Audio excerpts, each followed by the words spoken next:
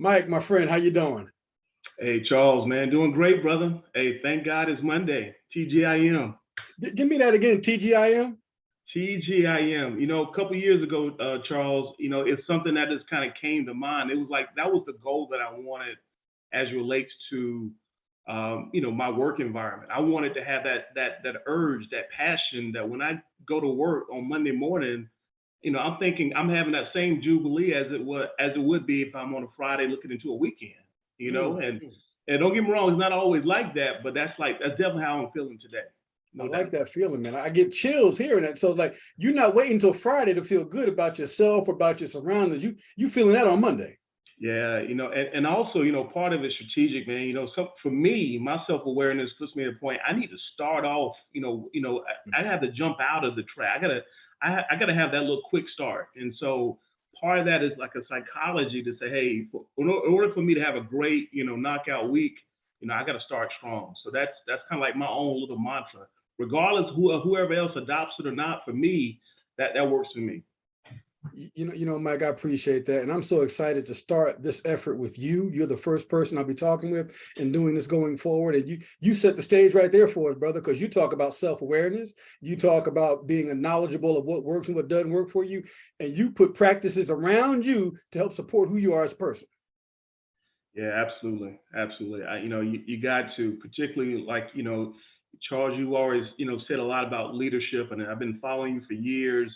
And a big part of leadership is self awareness. You have to not necessarily lean on. While you sometimes have to lean in and lean on certain individuals to help you. Me Mhm. being a leader in my household, being a leader in my community, being a leader at work, it's something where sometimes you have to make your own self assessment, look Right. yourself in the mirror, and put in the constructs that you need in order for you to make it through, but not just make it through, but to actually just crush it, to crush it through. Crush it through. Look, I got my pen. I'm taking notes, man. You're gonna make me take Now notes. you never know. These might be some things I recycle from you, though, Charles. So That's okay. Look, iron sharpen iron, bro. Iron sharpen iron. That's what we do. Mike, thank you. before we go further, tell the people who you are. Take a minute or so and introduce yourselves to us. Tell us anything you want us to know about you.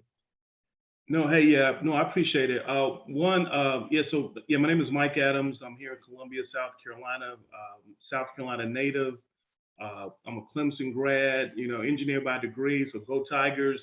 But more importantly, man, I'm a man of faith, and been married, beautiful wife of 22 years, have two teenagers and a yellow lab in our household. And for me, man, I'm just going through life, man, just learning a lot along the way. And for me, it's always been about just giving back. And so that's really about me. It's not necessarily about my bio, my resume, or anything like that. At Mhm. the end of the day, I'm just a normal dude that's still learning about myself. And by doing that, I'm learning how to give more of myself to others. But it first starts with me understanding more about me and taking care of myself. So that's kind of who I am, man. Mm. Simple but sometimes complex. I love If, it. I if you would love it. ask my wife. So Okay. yeah. And I'll ask her when I see her. I'll ask her. So let me ask you a question. I want to start something today's conversation with a LinkedIn post. We follow each other on LinkedIn, and we are Yep. always commenting on what the other person's putting out there. And I put something out there a few weeks ago, and you made a comment on it. I'm going to read it Mhm. right here, and I want to kind of use that as a foundation for today's dialogue. Can we do Okay. that? Yeah, that'd be great. So the post, I'm going to read the post here, starts with the word adjust, adapt, change, grow, evolve, mature, develop, strengthen, or shift. Mm, Use whichever word you want. At some point, this will be a requirement of our leadership journey. Truth mm, be told, our life journey. mm, It just is, I promise you. There's always comes a point when what got us here won't get us there. mm, Have you ever reached that point? What advice would you give to someone who's reached that point? mm. Yeah, yeah, Charles, that was such a profound post. I remember seeing it. I'm not sure what day of the week it was. Maybe it was a Monday. Maybe it was a TGIM Monday. But it was one of those posts where I had to like just stop, and because it grabbed me because it gave me a reflection of things that I was going through my life. But you know, for me, I looked at all of those words, Charles, and I'm not sure if you were being intentional or not. But every one of those words has a commonality, a common theme of action. Those are Mm, words of action. Mm, And Charles, when you think about that word of action, it's to me, it's like it's not being in a point of stasis. It's not being status quo. right. And so, they all may have like different tones or different frequencies of action, but that's what they all are. And for me, it's where I've been able to apply every one of those action words in my life. Again, starting in the home, and I'll just give a quick story Mhm. or maybe a quick example, Sure. just making it personal, not necessarily going to the business world, but Right. for me, having a vulnerable moment, being a father of two teenagers, there was a point in my life where I had to like pivot and shift and adapt.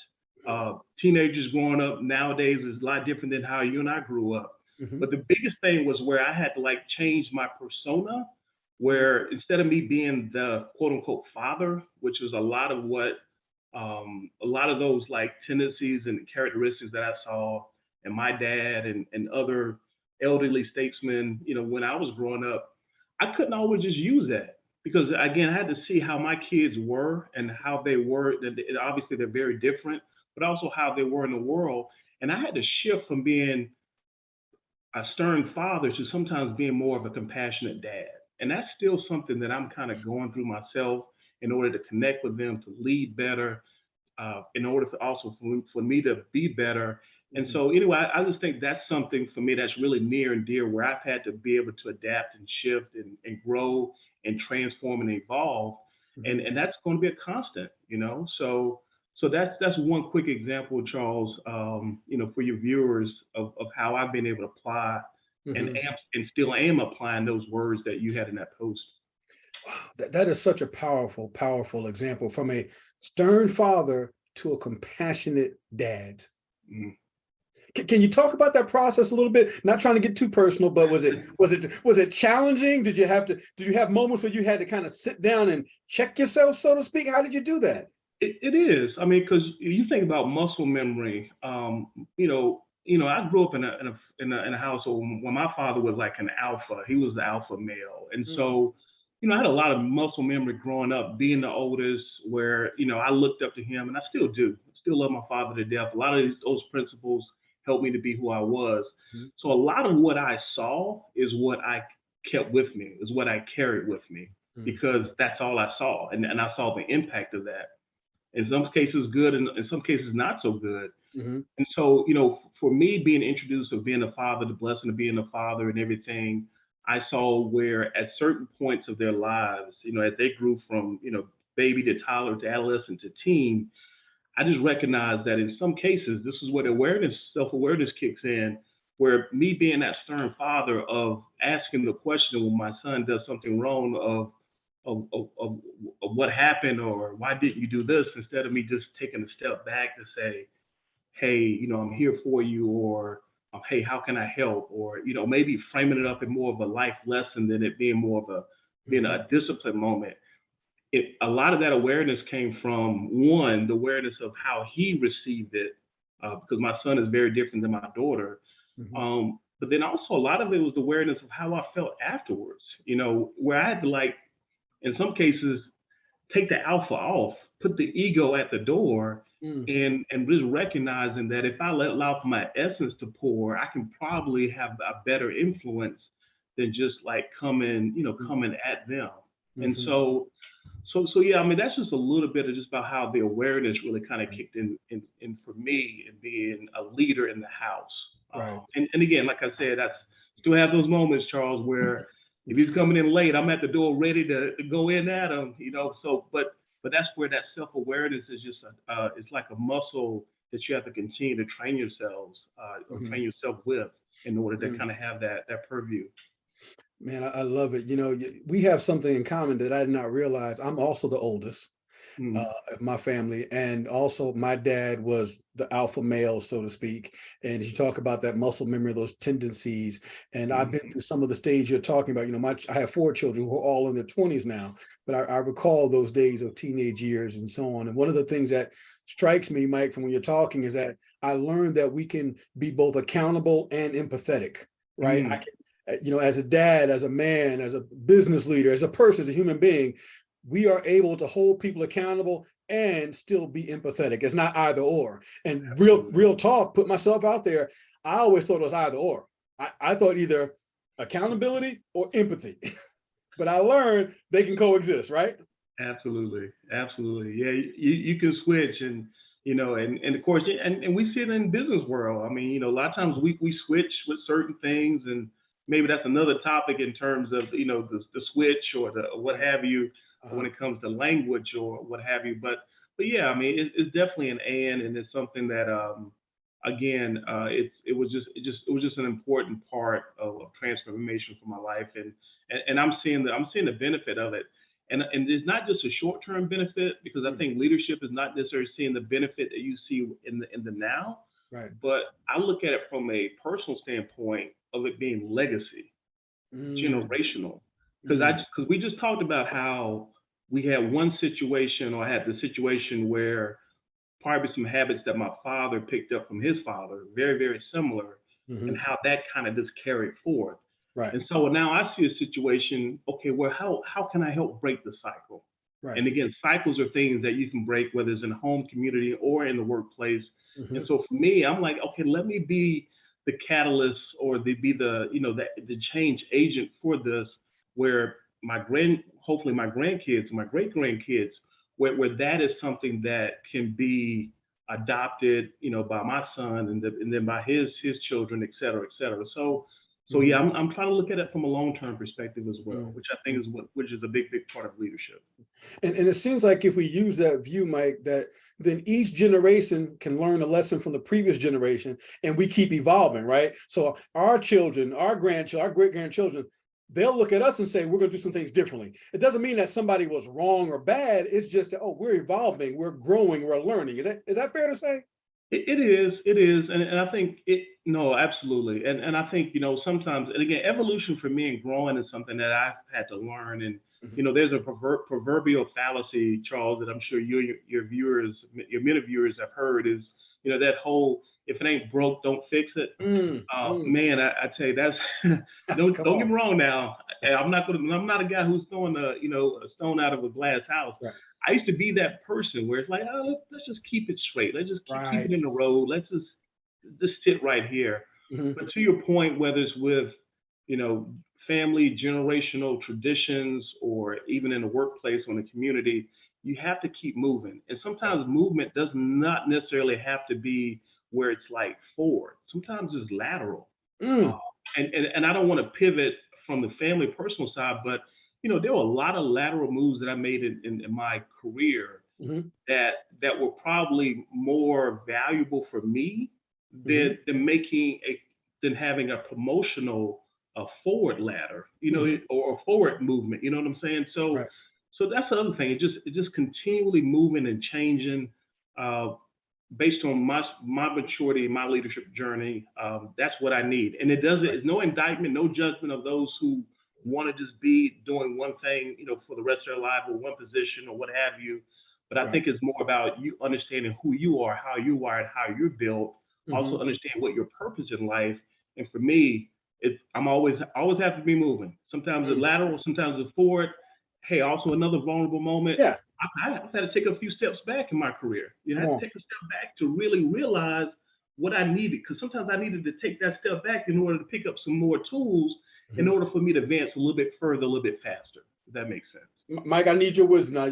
Help our viewers out now, because I've been talking to some folks lately. There's been a theme in some of these conversations where people have to take that step back, and there's some either resistance or denial, or like the ego gets like, what, go Mm. back. Wait a minute. I'm only one way. How do you help somebody navigate maybe taking a step back or pause in order to go forward in the future? Yeah. Oh man, it's and of course it's not easy. It's not Right. easy when you're doing it for the first time. It's not. Um, but I think for me, you're right. It is a lot about maybe just letting go of your ego, not necessarily worrying about what people may think. It For me, it's more about just um, man, God, that's a great one, Charles. And I'm really kind of searching for that moment for me that it clicked. But yeah, it was just really removing myself from the perception thereof. And again, a lot of that was about me getting in tune with myself. Mhm.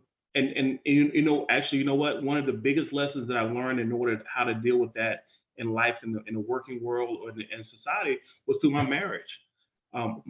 My marriage, through my wife, who's very strong, very assertive, but also very caring, very compassionate. There are a lot of things that she shared with me that created a situation where I had to step back. As a husband, I had to take a step back and just be able to see what was Mhm. it that I wasn't doing, the things that I could have done better, along with the things that she said I was doing well. And so for me, a lot of that is what I learned in the home. A lot of it, if your viewers will think about it, a lot of it is what they learn even in school, whether it's in Mhm. school sports. We hear all the stories of how Michael Jordan, who didn't make the basketball team, or I mean, there's so many stories. I'm a big guy who reads biographies.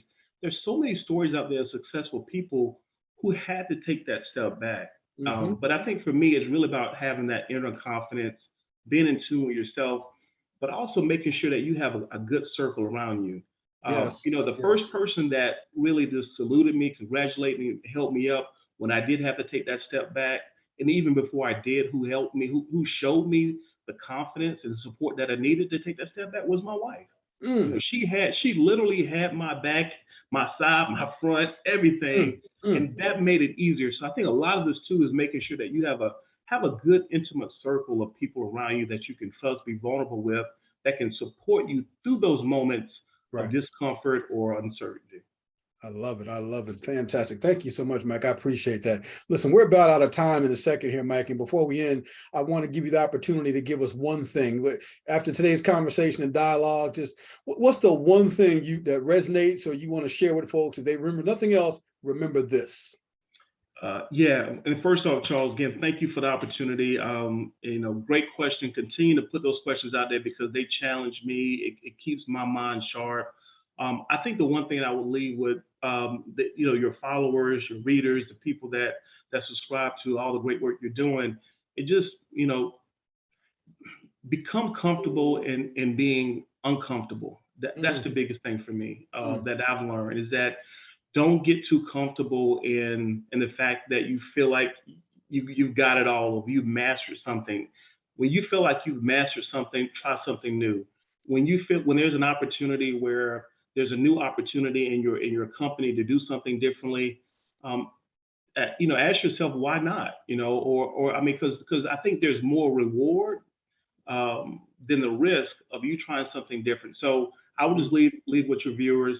mm. Hey, get comfortable with being uncomfortable in order to be a great leader, and whether that's in the home, community, or in the workplace.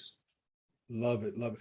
Mike, I got to just say this. You bring so much harmony into this dialogue and conversation. And the way you talk about your wife, your children, your work, the community, it's not compartmentalized. It's who you are, Right. right? With the way you're talking, it gives hope for people that we can live holistically. We can be both successful in business, in marriage, as a family, as a dad, in community. You don't have to sacrifice one for the other. They all can blend together. Absolutely. Absolutely. It's all wedded together, no doubt. Thank you for your leadership. Thank you for your service to the community. And thank you for being a model for a great dad, great husband, and great businessman. Look forward to seeing you again, my friend. Thank you. Thanks, Charles. Appreciate you.